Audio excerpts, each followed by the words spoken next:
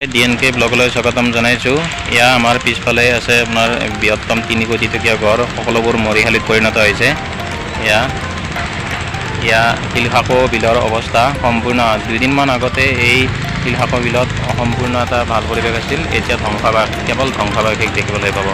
দেখিছে নহয়, এই মোৰ পিছফালে আছে আপোনাৰ এইটো। গতিকে কিমান বেদনাদায়ক, কিমান দুখদায়ক দেখুৱাইছোঁ চবকে।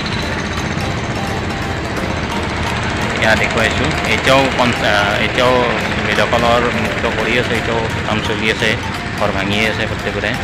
ঘৰটোৰ এই কাষতে আছে জিঞ্জাৰ হোটেল, এই জিঞ্জাৰ হোটেলৰ কাষতে আছে। গতিকে এইখন অমিয়া কুমাৰ, এইখন হৈছে অমিয়া কুমাৰ দাস ইনষ্টিটিউট।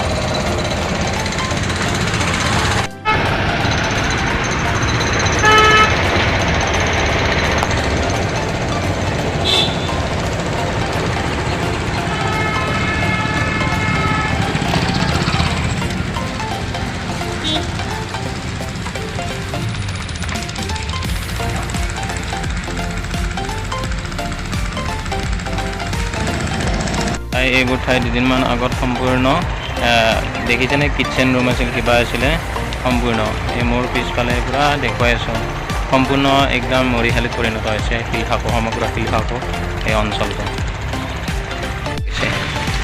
মই ঘূৰাই ঘূৰাই দেখুৱাই দিছোঁ। টোটেলি এতিয়াও বেদখল চলি আছে। ক'ত যাব? অমিয়া কুমাৰ দাস এইখন যাব। ভেকেন্ট কৰি দিছে, খালী কৰি দিছে, নাই নেকি? নাই গোটেই যাব আৰু টোটেলি হেৰি